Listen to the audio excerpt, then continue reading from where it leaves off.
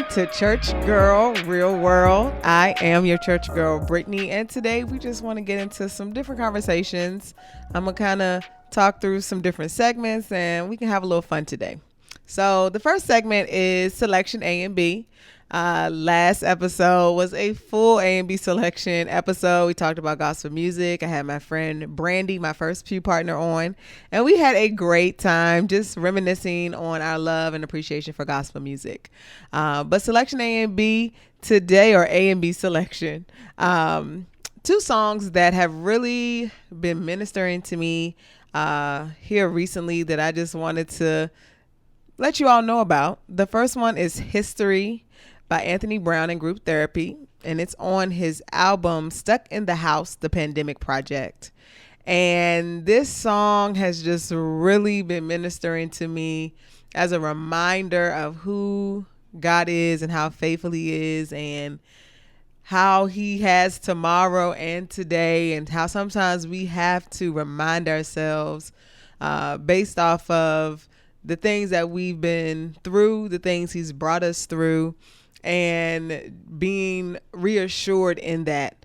A part of that song, or a line in the song, is if he did it the last time, why would he not do it again? If he showed up the last time, why would he not show up again? If he kept you the last time, why would he not keep you again?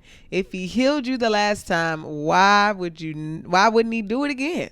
And it's saying that we have history, and history with God, history that he's brought you and he's kept you. And so I was listening to it the other day, and that place right in the middle, like right here, it was a moment for me. It almost brought tears to my eyes when I think about where he's brought me from, what he's brought me through, how he's kept me, how he's protected me, how he's provided, and how he's been faithful through and through.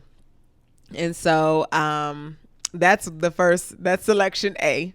And the B selection is a classic that has been remade. The song Trouble Don't Last Always by the late great Timothy Wright. We didn't, I don't know if we mentioned him last episode, but he's definitely one of the classics, one of the legends for gospel music. And his song Trouble Don't Last Always was remade by this artist named Deshandra, and it is upbeat. It is a lot of horns. It's just good. Of course, it's featuring Kirk Franklin, which literally means that he said, "Come on."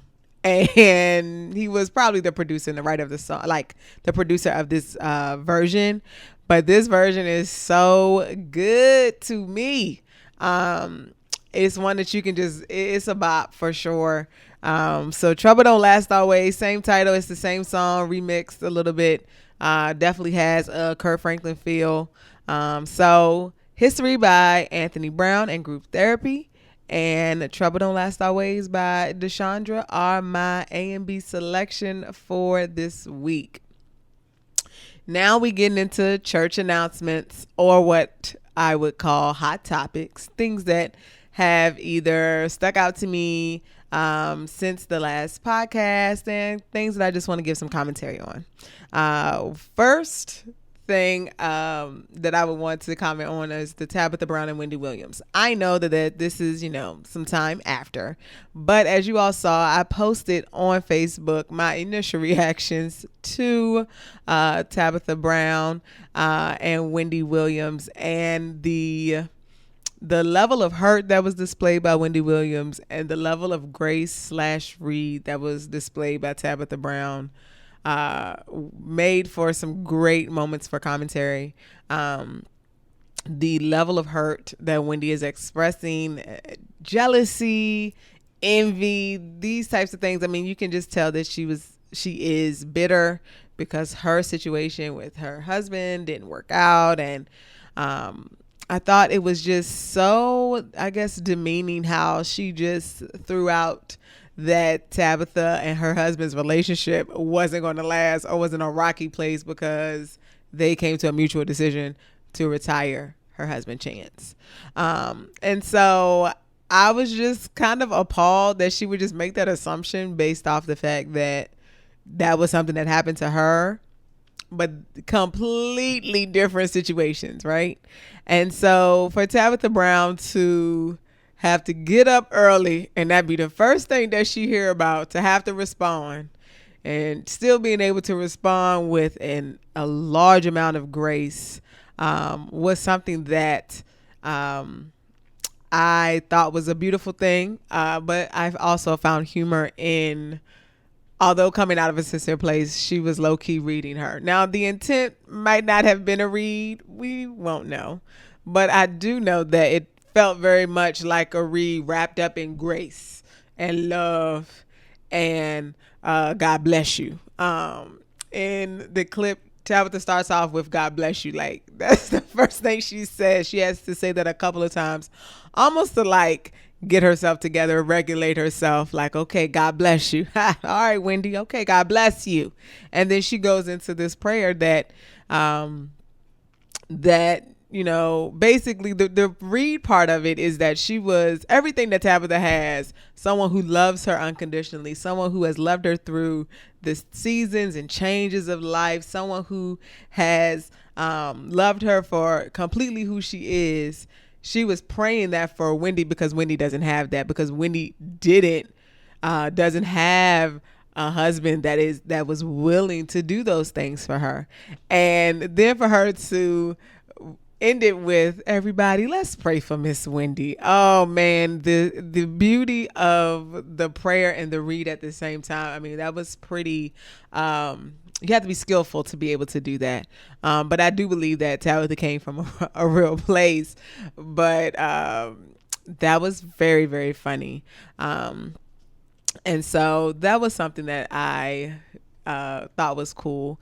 Well, not cool, but that was something that I pointed out. And then the Sha'Carri situation with the Olympics, a lot of people, split decision on that. For me, as she said, she's human, and we all make mistakes, and we all have to live with the consequences of our decision, good or bad. And I think that this was something that kind of sobered her, and on top of that, she was dealing with the loss of her mother, and it seemed as though that it was already a strain. That was a whole situation in itself. And so she's dealing with a lot, and sometimes we don't always know, especially at her age, it's hard to kind of process and deal with things of that type of weight. And she, the hurt that she was experiencing pushed her to dismiss all of the things that were on the table and do what she did. And some of it is, not necessarily having the people in place to be able to speak wisdom in moments when it's needed, being able to be there for her. And so I don't know the whole situation. I don't know the full circumstances of what happened, but I think that rules are rules. And I understand, people are saying, like, if it ain't crack, let the girl on the track. I understand that thought process in terms of what marijuana does and those types of things. But I think that, they are the rules, and you can't bend them just because, she's black and those types of things. And then they tried to bring in the white swimmer guy, and it's like different circumstances, understandably so, but different circumstances. So that was another thing that was interesting. In talking about Sha'Carri, there's also just the buzz about the Olympics. All of the black girl magic that's about to be in the Olympics is really exciting, representing the U.S. In gymnastics, of course. Simone Biles, and then you have some who are doing like shot put and long jump and track. And so there is a lot of excitement and a lot of representation of us in the Olympics, and I am looking forward to watching it. I have been, one thing that I've been doing in prepping or watching the trials to get to the Olympics is watching Leslie Jones. Her commentary on these Olympics has been quite hilarious. She's just talking real about the her opinions, and just the commentary has been quite entertaining and refreshing to hear. And then the excitement as the Black Girl Magic continues, the first African American to win the spelling bee.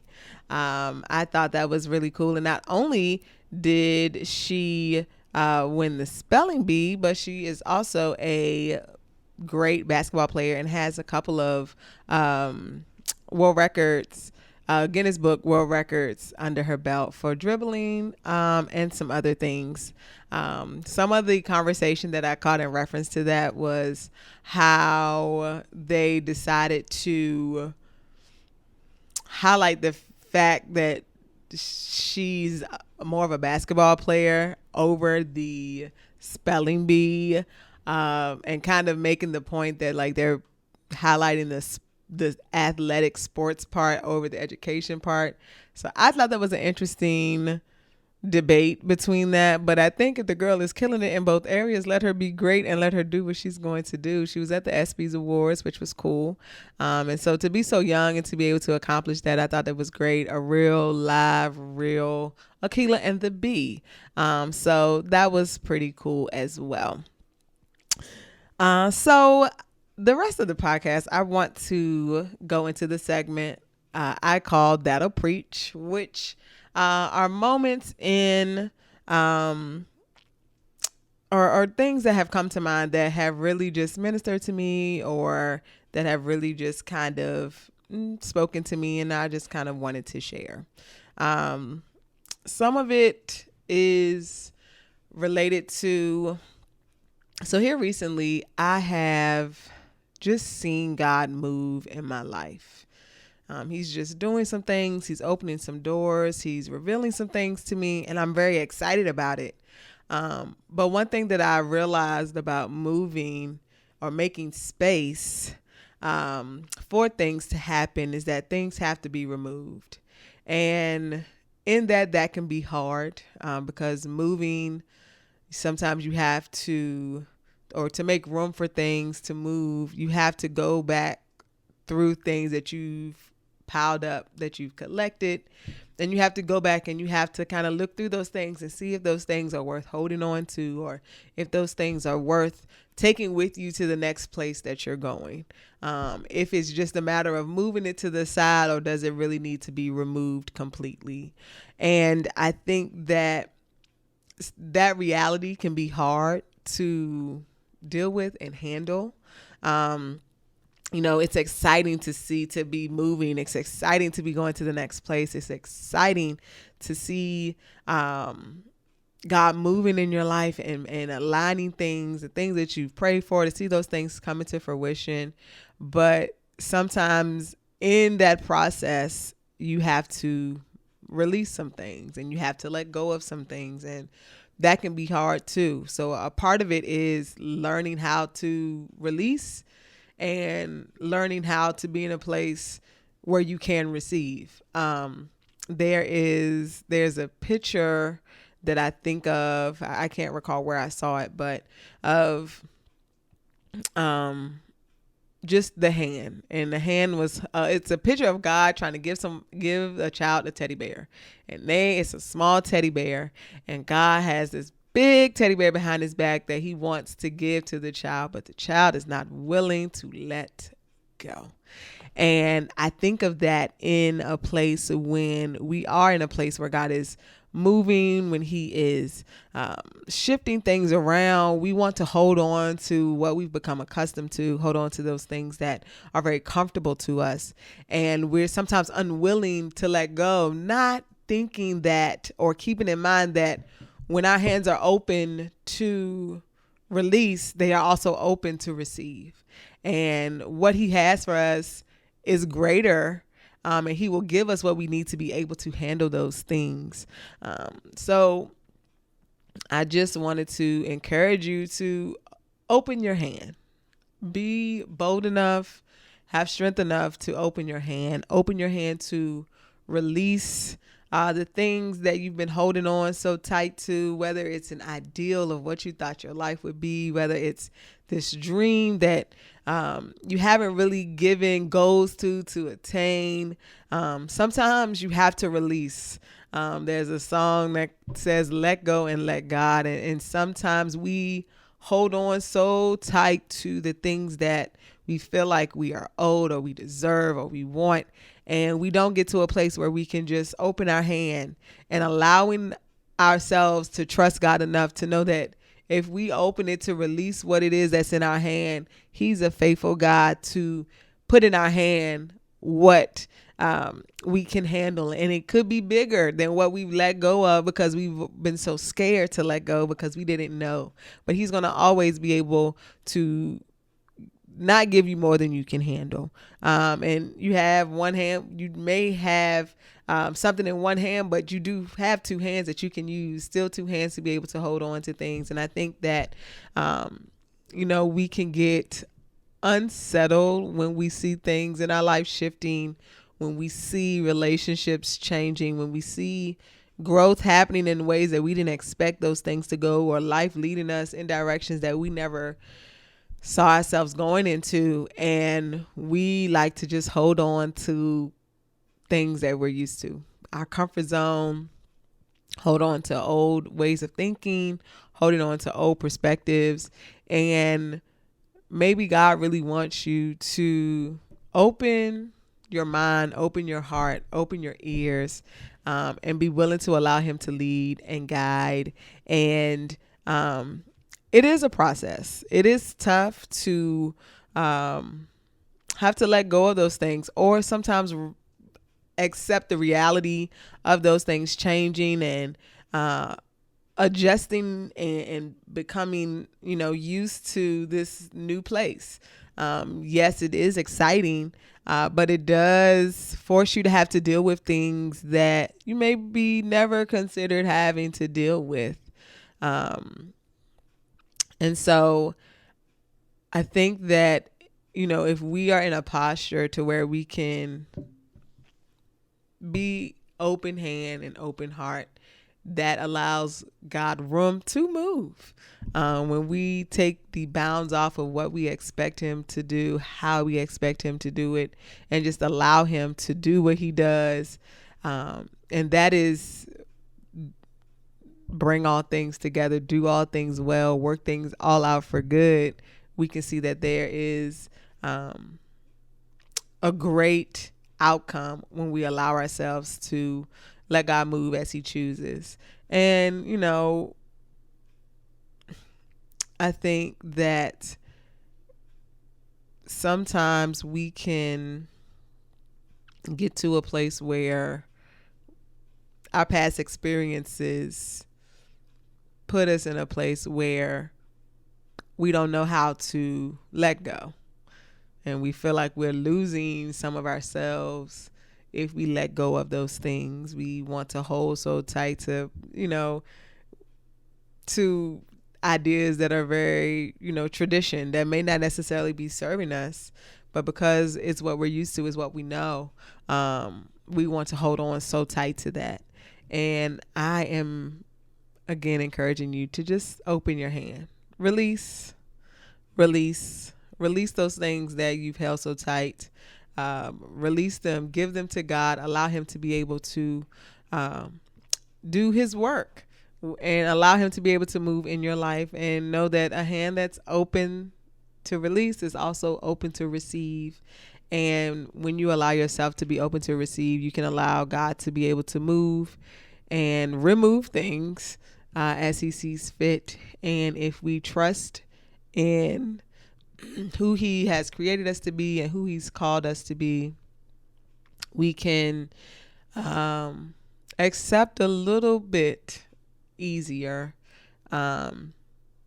when He does move, or when He does remove some things. It'll be hard at first, but if we can allow ourselves to look at it from the perspective that He's making room for greater, He's making room for more, we can be in the proper position to really receive and really align ourselves with the greatness that God has for us, that he's created us to do, and that he's created for us to impact the world or impact our circle of influence. Sometimes it's not even about influencing. I think especially in this day and time, we don't give enough attention or significance to our circle of influence. We want to impact the whole world. We want to impact these large numbers of people, and Jesus impacted 12 before he impacted the whole world.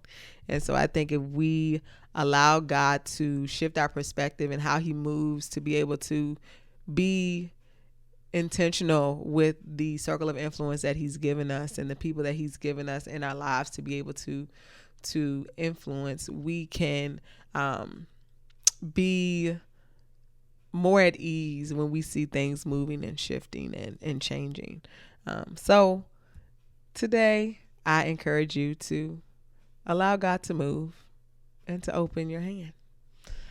So I pray you guys have a great week. I pray that you all are doing well, and be sure to follow me on Facebook, on Instagram, and on YouTube.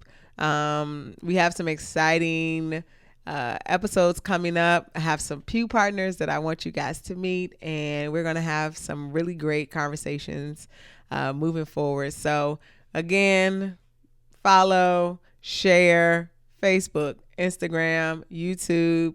If you have something that you want to discuss on the segment that we would like to do, call All on the Altar. Please go and submit your letter on the website, churchgirlrealworld.com, and we'll be sure to talk more about things that are happening in the world and music and things that'll preach. So I hope you guys are well, and I look forward to chatting it with you